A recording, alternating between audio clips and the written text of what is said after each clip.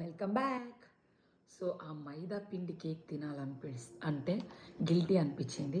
అందుకని మళ్ళీ మా కోసం ఈ రాగి పిండి and whole wheat cake so cut చేసి చూద్దాం. It's cooling down.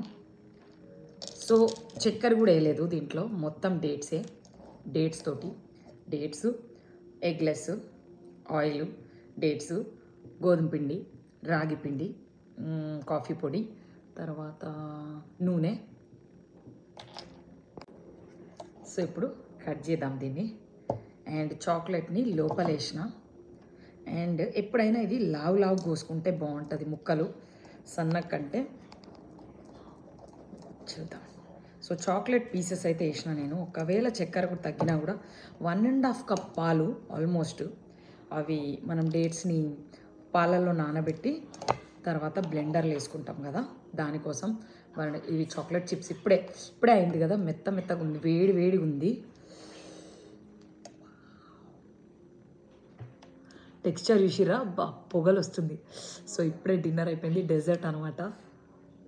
సో మైదా పిండి తినాలంటే కొంచెం గిల్టీ, అందుకని ఇది.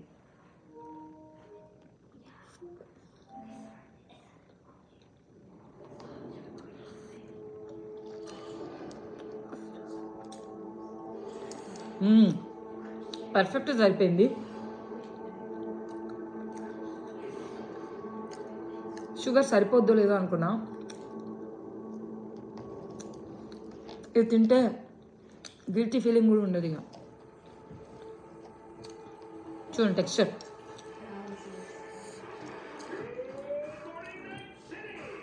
సో లోఫ్ ప్యానే ఇది, వేరే లోఫ్ ప్యాను.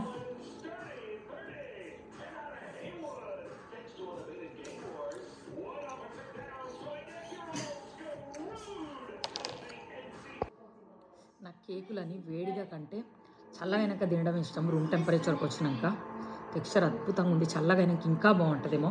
సో నో మైదా, నో చక్కెర.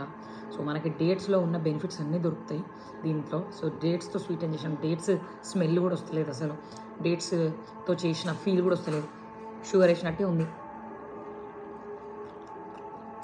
ఫ్లేవరింగ్ కోసం అయితే మళ్ళీ వనీలా ఎక్స్ట్రాక్ట్. సో ఎక్కువ బేకింగ్ సోడా దీంట్లో, బేకింగ్ పౌడర్ తక్కువ. టోటల్ ఇంత కేక్కి 1 కప్పు పిండి, అంటే 1/2 కప్ రాగి పిండి, 1/2 కప్పు గోధుమ పిండి వేసినాను నేను. అండ్ 2 టీ స్పూన్లు